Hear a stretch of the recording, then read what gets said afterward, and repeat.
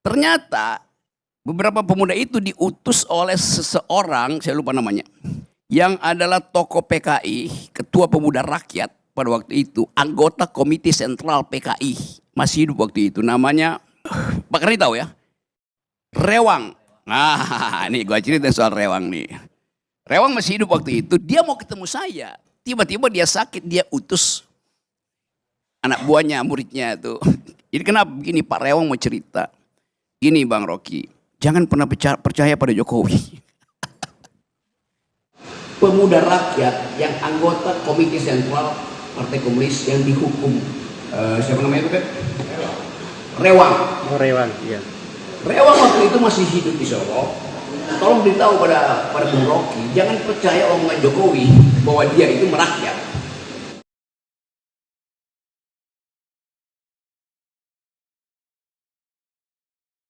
Mungkin kita lihat sedikit efeknya pada tuntutan-tuntutan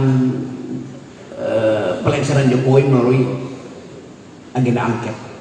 Ini mungkin yang paling ditunggu oleh publik, masyarakat sipil terutama. Apakah angket itu betul-betul bisa dipergunakan untuk membongkar kembali seluruh kebijakan Presiden Jokowi yang menghalangi demokrasi, mulai undang-undang, tentu undang-undang pemilu, materi yang akan dibahas di situ. Tapi kan ini mesti kita perpanjang dengan mendorong proses yang lebih komprehensif, bukan saja undang-undang pemilu yang memang jadi materi angket hari ini, tetapi juga undang-undang yang lain tuh, undang-undang Minerba, undang-undang Omnibus Law dan seterusnya. Jadi kalau terbuka kesempatan untuk memulai angket, yang ditakutkan Jokowi adalah dia akan merembet apa yang ditakutkan oleh partai-partai yang pernah mendukung kebijakan Jokowi. Dia akan merembet pada aspek-aspek lain di luar undang-undang pemilu yang sekarang jadi bahan percobaan untuk hak angket. Kira-kira itu masalahnya. Tetapi buat kita masyarakat sipil, bagaimana kekuatan masyarakat sipil untuk jadi semacam oversight committee di antara atau dalam kemungkinan terjadinya transaksi di antara player-player ini kan. Pada akhirnya kita mesti juga kuat ya, nggak ada yang berani untuk ambil posisi berseberangan dengan Jokowi habis-habisan, nggak ada yang berani untuk menuntut pertanggungjawaban kebijakan selama 9 tahun ini misalnya, sehingga yang mungkin terjadi adalah semacam kompromi. Dan itu yang mungkin kita tunggu nanti dengan berita-berita mungkin 2 hari lagi Prabowo ketemu Megawati, lalu Megawati mungkin mengatakan ya udah demi stabilitas nggak usah diganggu-ganggu dulu politik angket itu, walaupun Hasto menyewa semua stasiun TV supaya dia bisa bicara habis-habisan di situ. Jadi tetap ada konflik internal di kalangan PDIP, tetap ada keinginan untuk ya jangan sampai membakar rumah sendiri. Nah bagi kita, saya balik lagi, kita nggak ada peduli dengan itu. Kita peduli tentang value, tentang supremacy of the civilian value. Kita peduli tentang lingkungan, kita peduli tentang kemampuan masyarakat sipil ini atau NGO untuk mengucapkan sesuatu seperti yang pernah kita ucapkan di era reformasi. Tantangannya apa? Tantangannya adalah pertama tentu daya tahan masyarakat kita yang sedang mengalami kesulitan daya beli, dan karena itu lebih mudah untuk diumpankan dalam pragmatisme. Kan itu soal-soal kita. Tetapi ada hal yang positif, mungkin dukungan internasional yang menghendaki Indonesia itu diaudit ulang demokrasinya tuh, dan masyarakat sipil selalu terkoneksi dengan global civil society. Dan saya kira itu soalnya sebelum mungkin ada uraian yang membutuhkan analisa yang lebih tajam. Saya pergi di situ dulu ya, Tera ya, sebagai 2 halaman pembuka lah. Ada mic. Baik teman-teman, ada yang mau menanggapi atau ada yang mau di tambahan versi NTT? Siapa? Iwa? Sudah yang dikedekan Gusti? Gusti. Ya, saya mulai dengan, menurut saya Pak Jokowi, kalau hari ini kita diskusi soal beliau, menurut saya Pak Jokowi itu belajar betul pada seorang Rocky Gerung. Kenapa? Rocky Gerung itu dia tidak peduli opini publik. Dia meyakini kebenaran dan menyampaikannya. Dan hari ini Jokowi tidak peduli juga memajukan anaknya, menantunya, ajudan istrinya dan siapapun. Dia tidak peduli. Apa mungkin dia juga belajar dari seorang Rocky Gerung yang menyampaikan apa adanya tanpa harus peduli dengan opini publik. Karena saya lihat sampai hari ini, kemarin wacana anaknya Kaisang maju lagi di Gubernur DKI, saya kira orang ini mulai tidak peduli dan dia mungkin merasa bahwa sekuat-kuatnya rakyat melakukan konsolidasi, toh juga dia akan menang pemilu. Apakah gejala ini akan terus makin buruk ke depan? Ya kita lihat hari-hari ini. Oke, saya juga tidak peduli apakah saya sama dengan Jokowi. Yang saya peduli adalah kemampuan kita untuk mendeteksi dari awal potensi authoritarian personality yang dari awal saya deteksi itu. Betul. Satu waktu di awal 2014, 2014. Jokowi bermulai itu saya diundang oleh gengnya TPN Mas Duki, teman-teman LSM segala macam di rumah Arvin Panigoro. Forum semacam ini ada Emi Habil, Amalhum segala macam lah orang ada di sini. Saya bilang saya nggak percaya bahwa Jokowi seperti yang kalian yakinkan ke saya bahwa dia adalah seorang demokrat. Betul. Lalu marah semua orang, lu jangan gitu dong Rock, ini enggak, gua taruh nama gua. Jadi kira-kira sebelum Jokowi pindah ke Jakarta, saya kasih kuliah di Universitas Negeri 11 UNS itu seperti Surakarta di Solo itu. Saya lagi kasih kuliah, tiba-tiba masuk nota kecil. Pak Rocky, Bung Rocky, nanti setelah selesai kita mau bertemu tuh. Saya bilang oke. Saya pikir ini adalah dosen-dosen tuh, maka saya iyain aja. Setelah selesai, mereka bilang kita pergi sana. Ayo, di mana? Ke Angkringan. Angkringan di Solo. Yeah. Saya bilang agak aneh ke Angkringan di Solo. Kenapa? Ternyata anak-anak muda ini disuruh oleh namanya, terlalu lupa namanya tuh, Ketua Pemuda Rakyat yang anggota Komite Sentral Partai Komunis yang dihukum dia nggak di Pulau Buru, dia masuk di Cipinang. Siapa namanya itu kan? Rewang. Oh, Rewang, iya. Rewang waktu itu masih hidup di Solo. Dia sakit, dia mau datang dengan saya, tapi tiba-tiba dia sakit, dia kirim 3-4 orang anak muda itu dengan pesan, tolong beritahu pada Bung Rocky, jangan percaya omongan Jokowi bahwa dia itu merakyat. Jadi anak-anak itu bilang begini, Bung Rocky, kita lihat bagaimana media ketika dia wali kota itu mengeluk-elukkan Jokowi. Jokowi berhasil menyelesaikan problem pembinaan pasar, pedagang kaki lima segala macam itu pembinaan. Jokowi berhasil untuk membuat jalan di Solo itu mulus. Kalau ada lubang siang ini besok pagi udah mulus itu. Rewang, bayangkan Rewang Ketua Pemuda Rakyat, anggota Komite Sentral PK yang paling muda, harus menerangkan pada saya supaya saya jangan percaya pada Jokowi. Jokowi coba. Kata Rewang, dia Jokowi bisa telepon malam hari, kita Jarum, kita Sinarmas segala macam untuk memperbaiki jalan yang rusak tanpa APBD.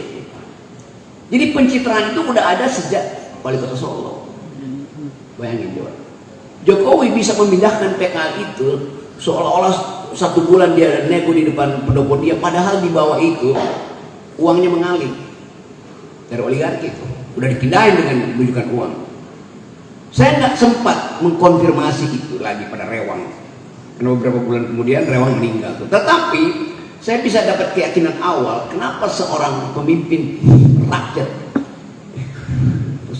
sekali Rewang itu mesti mengingatkan saya pada Jokowi itu bukan pro rakyat. Kan itu pesannya kan. Jadi dari awal saya punya semacam intuisi bahwa ini orang ini diselundupkan demi apapun nanti dipelajari oleh sejarah. Dan permainan pencitraan itu tiba sampai di Jakarta. kita bisa duga ya dibawa ke Jakarta oleh Yusuf Kala, mengaku dia bawa ke Jakarta karena dia nggak punya uang, lalu diyakinkan bahwa nanti akan ada uang dari PDIP atau Pak LBP juga bisa lakukan semacam penjelasan yang sama bahwa saya yang pertama kali membiayai Jokowi. Jadi apapun itu, entah itu keterangan LBP atau keterangan Yusuf Kala atau keterangan orang yang tidak mau memberi keterangan, tetap akhirnya kita tiba pada kesimpulan bahwa memang dia tidak mengerti demokrasi itu.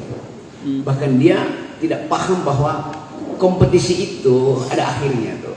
Nah sekarang bayangkan misalnya bahwa sudah selesai, Jokowi masih menginginkan dari semua proses yang difilekan di dalam dirty vote itu, Jokowi di ujung pun masih menginginkan menjadi semacam ketua koalisi besar ya. Yang mungkin nanti kita buatkan itu dirty vote part 2 yang namanya dirty hand itu. Karena di belakang dirty vote pasti ada dirty hand, di belakang dirty hand ada dirty mind. Dirty mind-nya siapa? Ya mastermind-nya. Siapa mastermind-nya? Jokowi.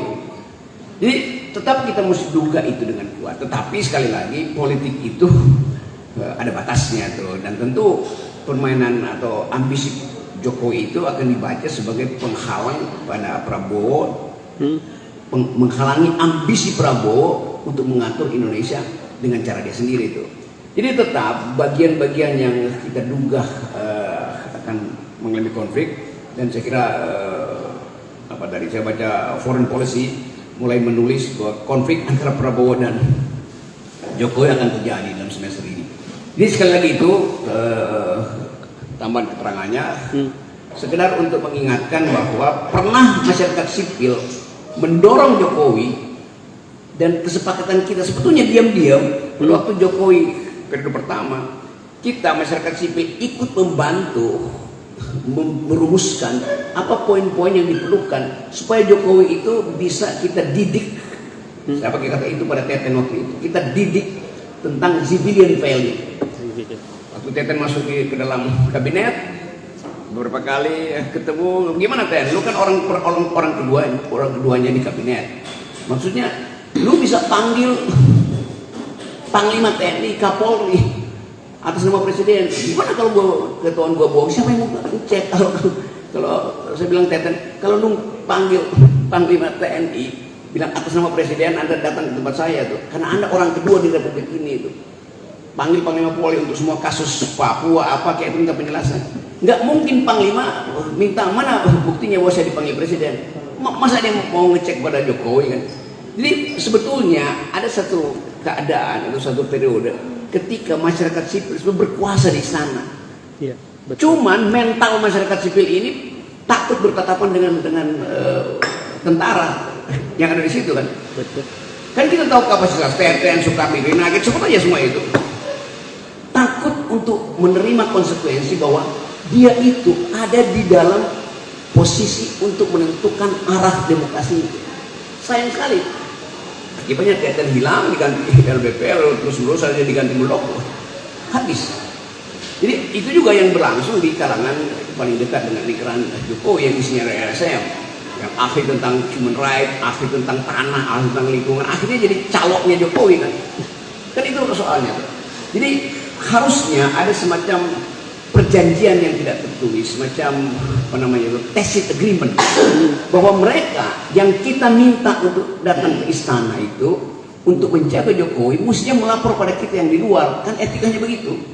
Sekarang terbalik-balik itu, dia ada di dalam, kalau kita mau minta pertanggungjawaban dia nggak mau, bahkan menemui teman LSM-nya dia nggak mau, mesti tulis logbook tuh, saya mau telepon Rocky Gerung jam sekian sampai jam sekian karena diminta Muldoko, misalnya mesti tulis logbook.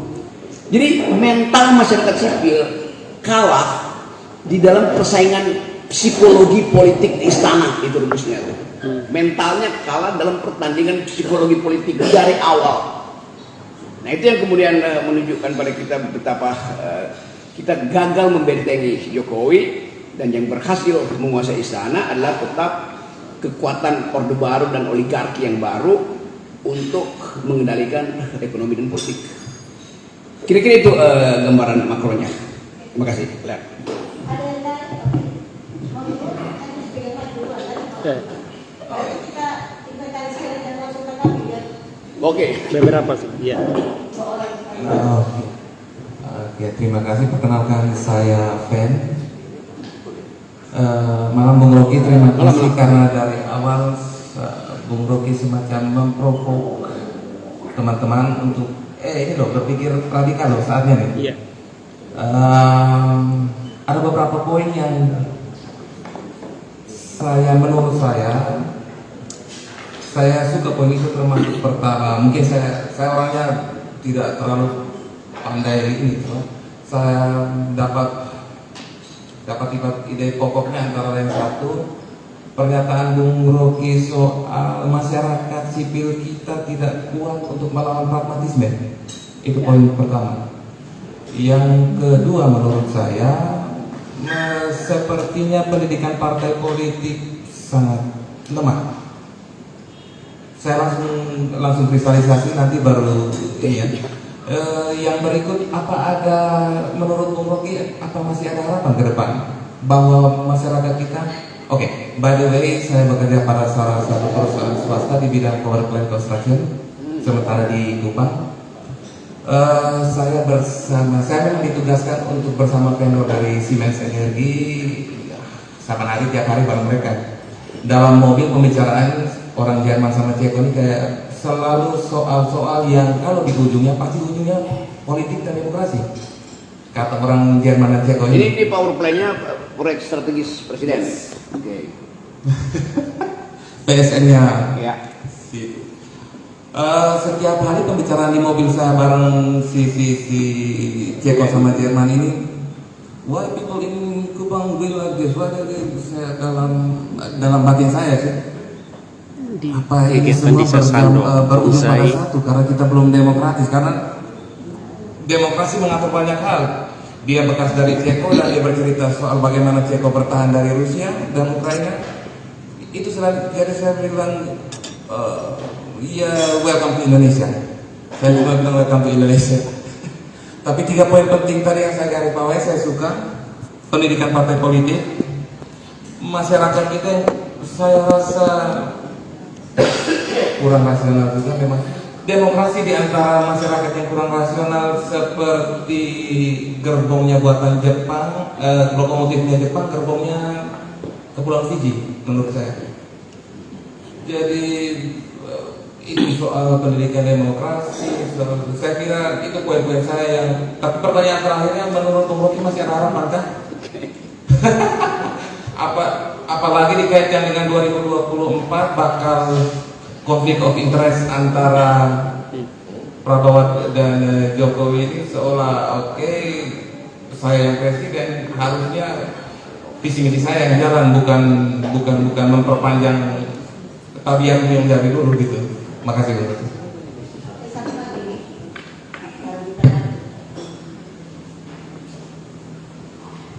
Baik, terima kasih. Beta Ivan Bagas, beta salam kenal untuk Bung, kita panggil Nyong Rocky. Beta bukan politisi, apalagi berkecimpung dalam dunia politik. Jadi memang kami bergerak di ruang-ruang yang berbeda yang mungkin tidak banyak orang minat. Tapi kegiatan Bung Rocky ini memang menarik perhatian kami. Seperti yang tadi Bung Rocky ngomong hal-hal itu yang oke, tapi kita merasa ada lompatan tertentu bahwa Bung Rocky seperti sudah mengasumsikan bahwa kita sepakat bahwa kita melawan A, B, seolah mengasumsikan demikian. Ini semacam pertentangan dengan prinsip demokrasi yang Bung Rocky sering terapkan itu. Tapi bisa jadi ada kemungkinan Bung Rocky sengaja memancing ini untuk melihat bahwa siapa sih yang mana berbeda di sini, bisa jadi begitu. Tapi yang penting di sini, beta ingin sampaikan gini Bung Rocky. Kadang Bung Rocky datang di tengah-tengah kita dalam kondisi yang cukup paradoks. Kalau Bung Rocky datang beberapa tahun yang lalu sebelum ini, Bung Rocky musuh besarnya. Kita semua ini adalah mantan kekasihnya Jokowi, boleh dibilang gitu. Maksudnya gini, kami ini beta boleh dibilang mau pilih orang awam, makanya beta bilang di awal tadi bukan politisi, jadi kita bisa jadi ada di sini memang dari awal kontra dengan Jokowi. Tapi kalau boleh perwakilan orang awam, kita boleh katakan kami ini dulu mantan kekasihnya Jokowi lover. atau mungkin bisa jadi ada sekarang masih juga menyayangi beliau.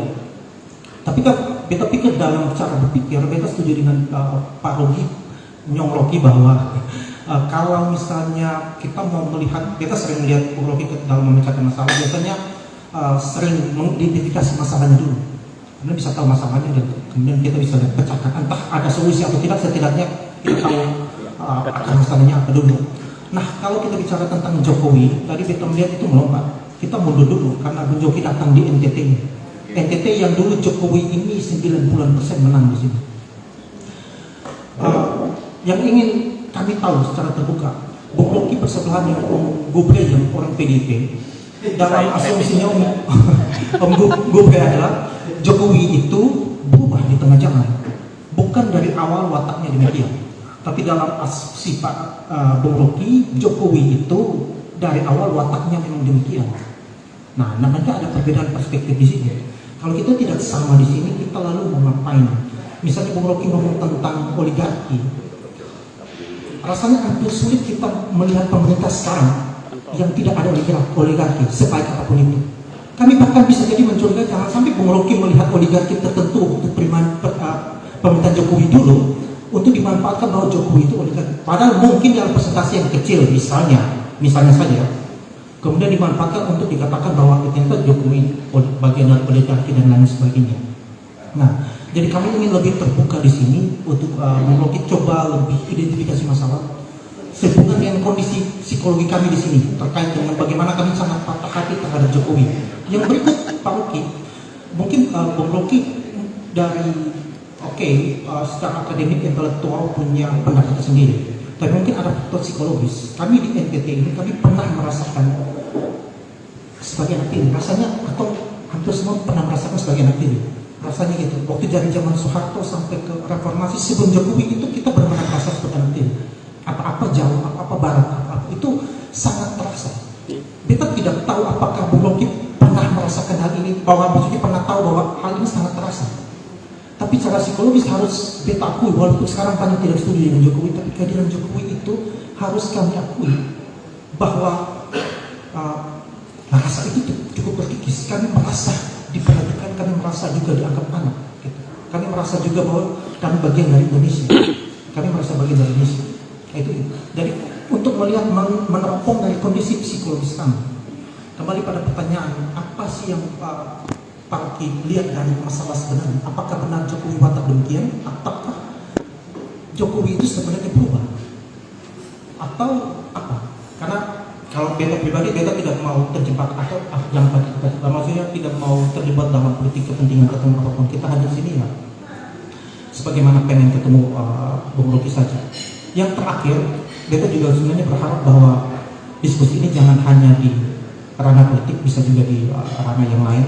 Walaupun beta setuju bahwa untuk politik ini mungkin sekarang yang sangat lebih penting karena cukup kondisi negara yang cukup seperti ini, isu politik menjadi sesuatu yang sangat penting. Tapi mungkin sebentar bisa dibuka untuk pembahasan yang lebih jauh terkait entah baik itu terkait filsafat dan lain sebagainya. Terima kasih. Itu pengertian. Iya, Anda mantan kekasihnya Jokowi, tapi Anda masih mantau Jokowi. Mantan tapi masih mantau. Itu juga problem psikologis tertentu tuh. Ngapain masih mantau kalau udah mantan? Tapi Anda ucapkan tadi bahwa memang ada semacam raport yang lebih intens antara Jokowi dengan NTT dibandingkan SBY dengan NTT, apalagi Soeharto dengan NTT. Tetapi ini dia menjadi semacam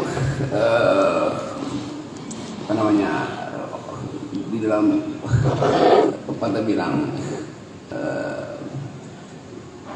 the sum is greater, the whole is greater than the sum of its part. Itu yang keseluruhan itu sebetulnya lebih besar dari sekedar penjumlahan bagian-bagian itu, karena kita langsung berpikir oh ada sesuatu yang whole, yang utuh itu. Padahal kita tahu yang utuh itu sebetulnya adalah sumbangan dari bagian pecahan-pecahan kan. Nah kita mulai dari situ tuh. Kalau misalnya NTT menganggap bahwa Jokowi itu mensejahterakan rakyat ini tuh, raport humanity-nya itu lebih terasa dibandingkan dengan sebelumnya.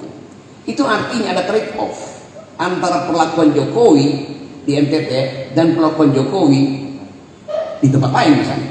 Kan mestinya begitu yang terjadi kan. Oke, saya kasih perbandingan aja. Orang bilang Jokowi mensejahterakan Indonesia melalui hilirisasi, eksaminasi. Soeharto ketika dia berkuasa, dia memelihara oligarki. Oligarki itu diberi hak eksklusif untuk mengeksploitasi sumber daya kita, terutama hutan pada waktu itu, HPH itu. Tetapi Soeharto memastikan 35% dari hasil eksploitasi itu, oligarki boleh eksploitasi, tapi 35% kembali ke NTT dalam bentuk pertanian, peternakan,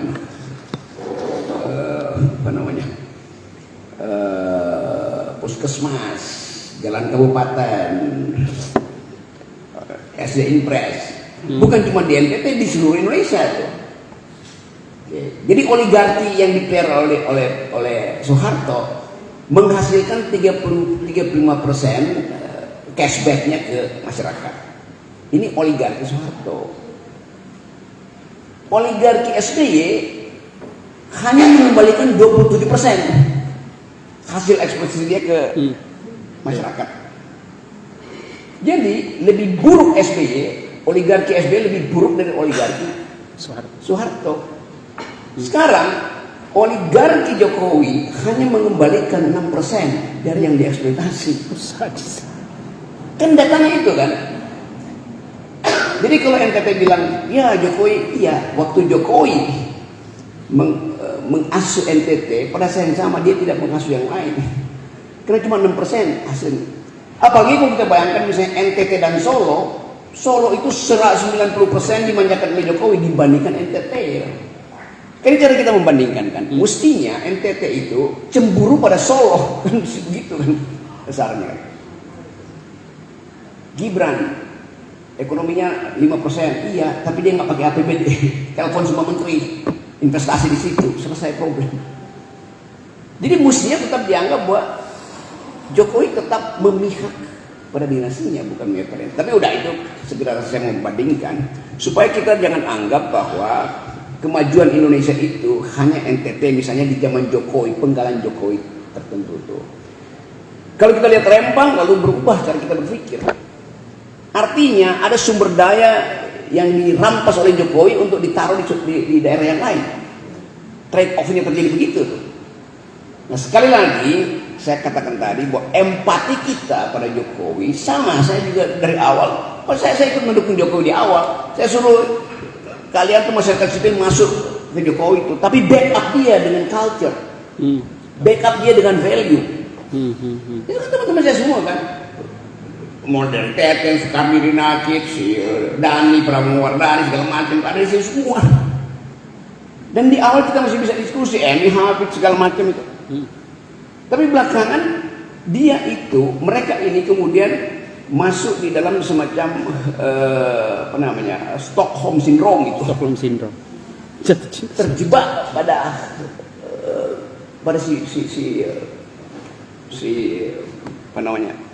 yang tadinya korban akhirnya memihak pada si kriminal. Jadi bagaimana kita menjelaskan itu? Karena itu saya terangkan tadi, mentalnya itu rapuh. Tidak dibekali dengan keinginan untuk bertahan pada value. Karena tadi pragmatismenya. Saya tidak menyalahkan semua masyarakat sipil. Begitu banyak masyarakat sipil masih bisa bertahan, tapi justru komponen-komponen strategis masyarakat sipil ini yang bergerombol di istana, di KSP, di beberapa menteri strategis yang jadi staf ahli segala macam itu, di BPN yang bayangin misalnya Mereka yang pro lingkungan akhirnya menjadi sponsor untuk pengambil alihan lingkungan di Labuan Bajo segala macam itu. Kan itu terjadi. Menjadi pembenar di situ. Saya tidak kalau saya mau jujur, dari awal saya anggap ini orang-orang ini nggak mampu untuk mempengaruhi Jokowi, karena itu dari awal saya menganggap kalian pasti gagal untuk membackup Jokowi itu. Kenapa? Mental lu gua tahu semua tuh. Itu LBH apa namanya, kita tahu mental itu. Nah itu yang saya maksud. Kita memerlukan kurikulum baru untuk menyusun kekuatan masyarakat sipil dengan belajar keadaan. Kalau dikatakan Jokowi yang lebih bersalah adalah LSM. Karena LSM punya kesempatan 99% untuk mempengaruhi Jokowi, tapi tidak dilakukan. Kenapa? Sogokan material. Jelas itu, pragmatisme, dikasih komisaris lalu dia cari suaka di istana, kan konyol tuh LSM-nya kan. Apalagi di partai-partai putih yang ada aktivisnya sama aja. Jadi saya menganggap bahwa kita mesti renungkan dengan baik, apakah kultur kita ini sanggup untuk mencerna demokrasi itu. Sama seperti dulu ketika Roma jatuh di abad pertama, Roma yang sudah demokratis akhirnya hancur di abad pertama.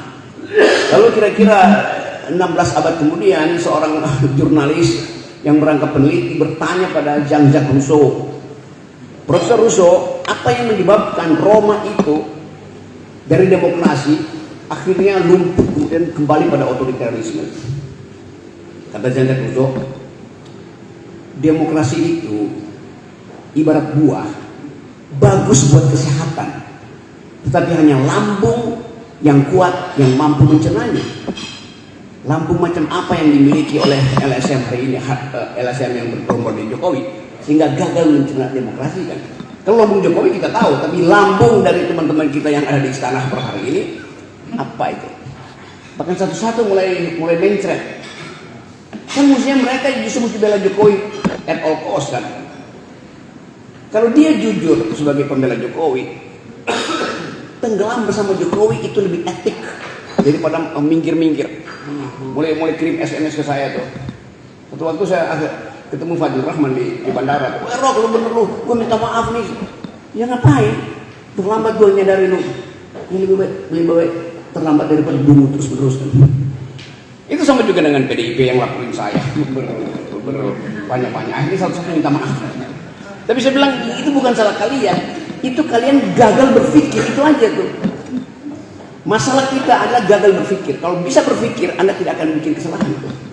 Jadi saya kira itu, ini sekedar menerangkan apa yang saya boleh sebut sebagai dari awal saya membuat guesstimation terhadap Jokowi. Guessing by estimation. Saya menduga sambil mengukur, dan saya mengukur apa yang saya duga. Dan sekarang dugaan dan ukuran saya yang benar. Terima kasih. Baik, terima kasih. Ada lagi? 1, 2. Dua dijawab. Agak kuat ya karena direkam. Kalau nanti tidak terbayar nanti. Oke, terima kasih Kak. Bang Rocky, yang pertama ini sebetulnya sangat praktis kan. Oh iya maaf. Nama saya Sylvia Pangidae. Teman-teman semua di sini. Oke, sini. Terus jadi saya yang pertama sangat praktis. Apakah memang Jokowi dan Prabowo itu sejak awal merencanakan untuk mencalonkan Prabowo, kemudian segala cara melakukan ini, tidak berpikir bahwa mereka akan berkonflik? Maksudnya kita yang dari ujung dunia Kupang ini aja udah tahu. Maksudnya mana mungkin orang dua ini, dua matahari ya. Jadi lalu sepertinya kemudian mereka berkonflik, sepertinya sesuatu yang mengagetkan, padahal kan harusnya tidak mengagetkan. Itu kan pasti begitu. Nah, apakah ada skenario lebih besar lagi di belakang? Atau jangan sampai mastermind-nya bukan di situ, ada lagi lah. Kemudian yang kedua, Bang Rocky seperti Ivan tadi bilang, kita kan mantan pecinta Jokowi. Kita Jokowers sejati pada 2014. Sebetulnya pada 2014, sebetulnya pada 2019 sudah mulai banyak ragunya juga. Tapi untuk konteks NTT Bang, selain yang Ivan bilang tadi itu bukan mengacu pada infrastruktur saja. Walaupun misalnya pun mengacu pada infrastruktur, apa yang tadi Bang Rocky bilang sebagai trade off, kalau kami bisa aja bilang bahwa itu adalah pemerataan. Yang mana sebagai NKRI, walaupun dulu temannya Tori itu agak jahat tuh, bilang NTT itu ada hanya karena NKRI masih perlu ada. Kalau NTT tidak ada kan NKRI petanya jadi berubah. Jadi itu saja tuh alasannya itu dipertahankan. Tapi waktu ada Jokowi, kemudian kan bukan hanya infrastruktur, tapi misalnya banyak yang sampai sekarang bertahan bukan hanya soal kunjungan, karena kita juga jarang mendapat. Maksudnya sesederhana itulah. Kok presiden datang, 1 tahun berapa 2-3 kali begitu ya. Terus tapi juga masalah minoritas agama. Jadi itu pun salah satu saya kira banyak teman-teman yang merasa bahwa dengan Jokowi itu radikalisme agama itu sangat terkendali, sehingga wilayah dengan mayoritas yang minoritas secara nasional ini menjadi merasa lebih terlindungi. Itu saya kira juga sesuatu yang membuat kita cukup lama menjadi Jokowi sejati waktu itu. Terus yang ketiga Bang, menurut saya sepakat bahwa masyarakat sipil masih menjadi harapan. Mungkin karena kita tidak punya pilihan lain lagi kah untuk, maksudnya pilihan strategi atau cara atau komponen institusi lain di negara yang mungkin bisa menjadi tanding minimal. Kalau dengan optimis bisa mengendalikan kekuasaan, tapi minimal menjadi tanding ini ya. Saya kira membaca masyarakat sipil sekarang tuh sudah warnanya sudah buat kami ya dari daerah ya, karena tidak terlalu banyak terpapar dengan isu-isu pusat gitu ya, atau dengan konstelasi pusat. Buat kami dari daerah itu sudah semakin sulit melihat apa warna yang ini strategi yang dipakai, bagaimana menghubungkan pusat, daerah dan sebagainya. Belum lagi melihat pengendalian pusat terhadap daerah yang semakin ketat, itu semakin sentralistik. Sehingga saya mau tanya Bang, bagaimana menurut Abang masyarakat sipil di daerah bisa berperan strategis? Satu lagi baru Mas. Baik, terima kasih Pak. Ya. Saya Matius Mesa. Saya mau tanya satu pertanyaan yang mungkin sederhana. Sejauh mana Bang Rocky melihat peluang untuk totalitarianisme dari main-mainannya Jokowi ini? Apakah kita sekarang ini rutenya sudah pasti nih menuju terminal totalitarianisme itu, atau kita punya peluang besar ke situ, atau bagaimana? Dan kalau memang kita menuju ke situ, yang salah siapa ini sekarang? Yang salah ini akademisi ini yang tidak kritis, atau aktivis LSM ini, atau orang-orang sederhana macam saya yang milih? Jadi yang salah siapa ini sebenarnya? Dan kan banyak kita ini, mungkin tadi Ivan sudah bilang, ini kita ex-lovernya Jokowi semua. Ada yang belum ex-lover, ada yang masih lover. Tapi ada saat tertentu kita kemudian sadar. Saya termasuk orang yang sempat membenci Bang Rocky. Setiap kali muncul televisi, Rocky muncul ngapain sih? Tapi lama-lama saya sadar saya yang salah. Oh, ini orang benar. Belum terlambat. Nah, apa alatnya, alat ukurnya, atau apa ya safeguardnya supaya kita jangan jatuh dari satu pendulum ke pendulum yang lain itu sebegitu gampang. Kita bilang reformasi, kita masuk reformasi seakan-akan, ini selesai sudah semua. Ternyata begitu gampang kita dibalik. Saya kira itu saja Bang Rocky. Terima kasih. Dua aja dulu. Ini makin berat nih. Saya terangkan dulu tadi, Sylvia.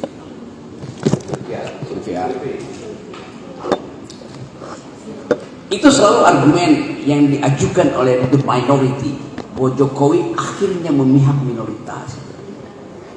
Lalu kita senang. Pada saat yang sama, trade-off-nya terjadi. Pemihakan pada minoritas menimbulkan kemarahan pada mayoritas. Karena desainnya bukan begitu. Jokowi tidak mengedarkan nilai-nilai liberal, sekuler, plural. Dia tidak edarkan itu. Dia kasih sinyal memihak pada minoritas. Itu yang berbahaya. Negeri ini mestinya diasuh dengan liberal mind, liberal ideas, secular culture. Kan mesti begitu. Kenapa Jokowi nggak mampu membaca itu? Karena kapasitas berpikir dia tentang kemajemukan dangkal. Terus terang, ya, memang itu dasarnya itu. Anda bayangkan, saya satu kali bertengkar dengan semua LSM. Saya bilang Jokowi pernah mengucapkan, saya tidak memerlukan oposisi itu. Di Senayan dia bilang, semua orang nggak pernah Jokowi bilang begitu. Cek, akhirnya dibongkar. Jokowi bilang, saya tidak memerlukan oposisi. Kalimat berikutnya, dia bilang bahwa demi persatuan tidak boleh ada perbedaan.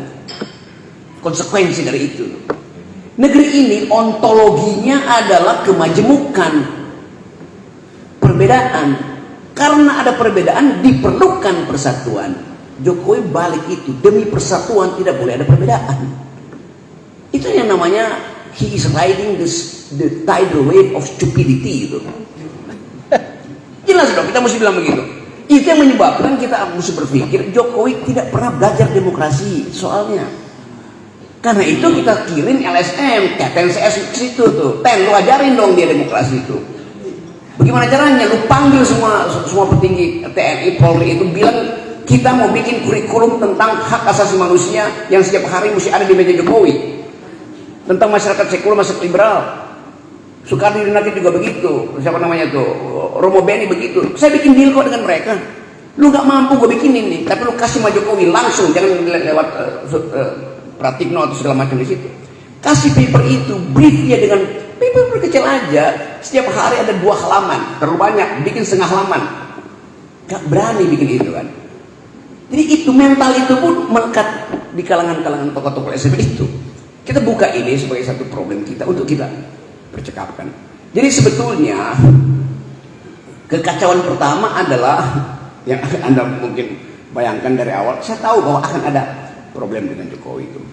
Karena kita udah masuk pada tahapan untuk menghadirkan masyarakat yang majemuk. Tetapi bukan sekedar majemuk.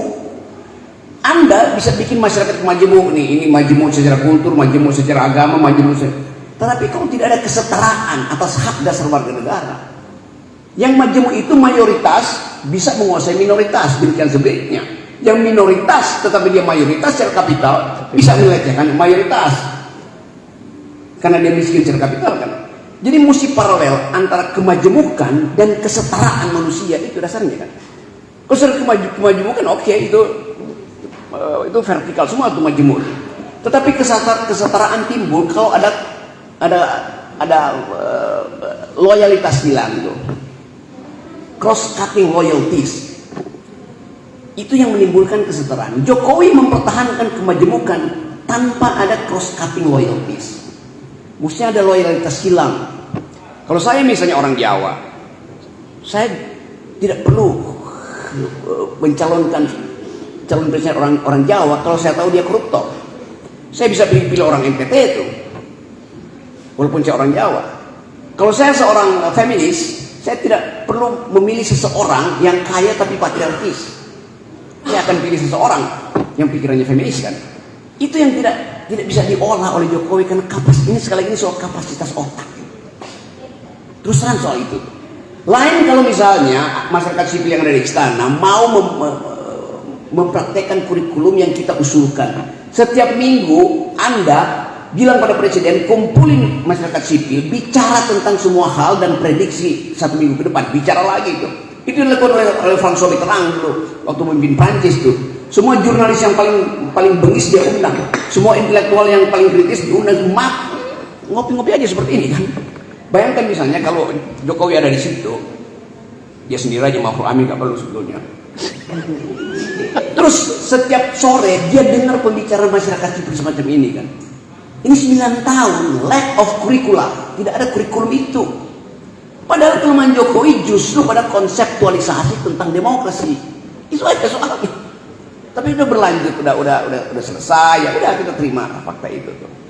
Jadi saya kira itu ya keterangan awal yang mungkin bisa bikin kita diskusi lebih tajam. Siapa yang salah? Yang salah adalah masyarakat sipil yang gagal memberi Jokowi. Itu kesalahan etis dari masyarakat sipil yang memungkinkan atau yang menyebabkan ambisi Jokowi menjadi berlebih-lebihan. Maka yang salah juga adalah Jokowi, karena dalam sistem presidensial apapun kebijakannya mesti diminta pada Jokowi kan. Jadi saya mengerti psikologi para mantan yang mencari semacam rasa damai, rasa aman itu. Jadi Anda kan ingin supaya saya kasih semacam jalan keluar, outlet psikologi bahwa Anda nggak salah, Anda memang keliru aja, nggak ada soal.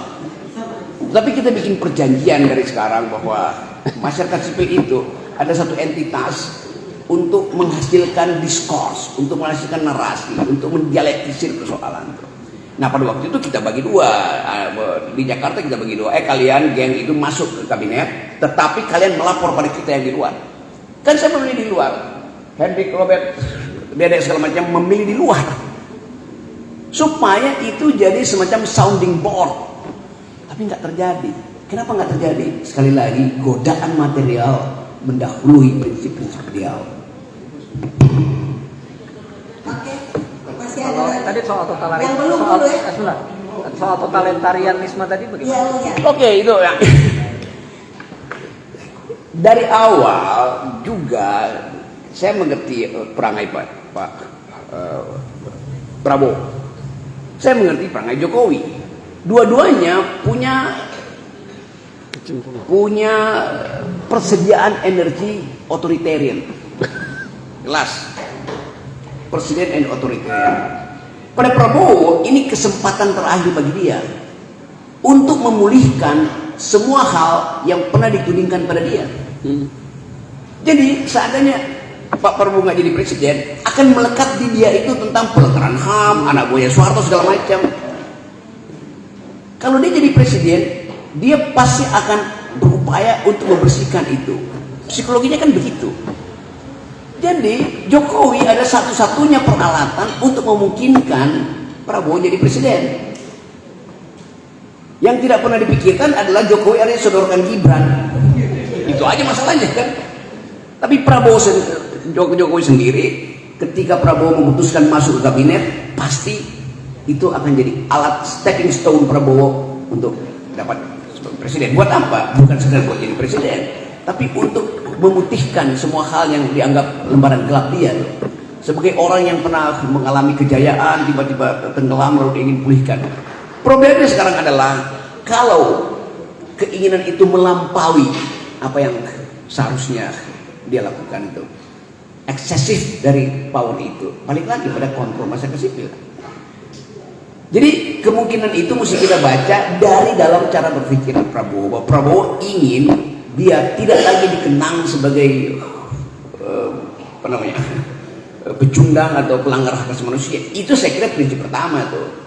Bagi kecuali sistem demokrasi kita memang akan menuju pada totalitarianisme, tapi kontrol internasional kuat sekali itu.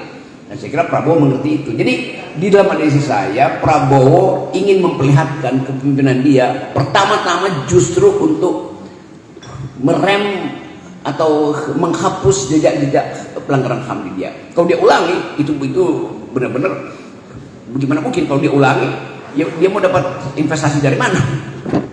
Investasi asing pasti akan persoalkan itu. Jadi Prabowo pasti akan mempromosikan human rights dari segi teori psikologi dia. Kan itu dasarnya kan. Bukan saya bilang bahwa dia demokrat, bukan. Tapi dari cara dia berpikir, dia berupaya untuk jadi simbol dunia. Nah kalau dia kembali pada basic traits-nya itu, personality dia, dan kemudian mulai menunjukkan sifat-sifat otoritarian yang kita tahu hari-hari ini mungkin kan membuat lagi struktur komando TNI segala macam, ya itu juga konyol akhirnya nantinya kan. Dan itu nggak mungkin dibiarkan oleh masyarakat demokrasi dunia atau global civil society itu. Itu satu. Jokowi tetap dia punya perangai melampaui Prabowo otoritarianismenya. Kalau Prabowo otoritarianisme triknya itu basisnya ada military efficiency, semuanya mau efisien, komando is komando. Itu lebih masuk akal. Tapi Jokowi diam-diam dia menyelundupkan keinginan dia secara hegemonik untuk mengatur semua hal. Kan lebih berbahaya orang sipil yang punya watak militer daripada orang militer daripada watak militer dari orang militer. Itu dasarnya begitu kan. Jadi kita akhirnya sebagai mantan, kalau saya pakai psikologi Anda, saya misalnya kalau pro Jokowi, saya akan bilang bahaya kalau Prabowo berkuasa. Mending saya aja Jokowi. Tapi Jokowi lebih bengis dari Prabowo dalam segi kebijakan politik. Dasarnya cuma itu. Dinasti itu adalah bentuk kebengisan pertama dari Jokowi itu. Dia kurang ajar terhadap demokrasi. Jelas itu. Sinyal ini dibaca dengan baik oleh publik internasional. Nah karena itu publik internasional menganggap silahkan Prabowo maju, tapi kalau program Jokowi masih akan Anda teruskan, kami akan keluar dari Indonesia. Kan itu dasarnya begitu, cuma itu dasarnya tuh. Walaupun dalam langkah berikutnya tentu mereka juga akan mengevaluasi apakah APBN akan diboroskan oleh Prabowo untuk hal-hal yang konsumtif seperti makan siang gratis. Itu soalnya. Yang kita bisa baca hari ini adalah Prabowo pasti tidak akan menghendaki anggaran yang terbatas itu dipakai untuk IKN, karena itu adalah proyek Jokowi. Lebih baik dia pakai untuk makan gratis yang dia akan diingat oleh publik dengan konsekuensi APBN bolong. Kan itu soalnya. Jadi sekali lagi persaingan dan perselisihan itu akan terjadi. Sudrajat Juwandono yang adalah besannya, iparnya Prabowo jelas-jelas bilang kami memilih makan siang gratis dan bukan IKN. Itu kan udah menghina Jokowi kan. Jadi kelihatannya battlefield itu akan terjadi itu bukan karena kita menginginkan, tapi itu faktor-faktor sosiologis yang pasti terjadi. Tapi kalau kita bicara itu lalu dianggap si Rocky Gerung dan gengnya itu selalu bikin imajinasi doang tuh. Ya memang imajinasi itu yang menyebabkan kita bisa berpikir ke depan kan. Kalau saya terangkan itu lalu orang bilang ya nggak mungkin ada orang percaya, tapi kemudian terjadi itu. Dalam psikologi namanya Cassandra syndrome. Cassandra itu dewi di dalam mitologi Yunani yang diberi kemampuan untuk fortune teller, untuk melihat masa depan. Tapi sekaligus dia dikutuk bahwa semua yang Anda lihat di masa depan tidak akan dipercaya orang. Tapi Jokowi nggak lihat itu sebagai alasan dia. Dia lihat itu adalah menara Babel buat dia. Jadi Anda dikacaukan bahasanya oleh seseorang yang punya inspirasi tentang Babel, tentang IKN itu. Ya lanjut lagi ya cerita-cerita itu. Satu waktu saya tanya pada Pak JK itu, Pak JK, gimana ceritanya sih kok ada IKN? Kata Pak JK, dukun aja nggak bisa jawab. Tanya Pak JK, karena JK udah pernah ngomong ke saya. Jadi yang Anda sebut rasional itu bagi Jokowi bukan itu yang dia maksud. Artinya dia menunggangi kedunguan kalian. Ya ini begitu jadinya kan. Mulai dari soal mobil SMK itu. Ngapain? Lu tahu satu peristiwa yang dia udah bohong, lu masih terima lagi bohong lebih gede kan? Soal IKN coba.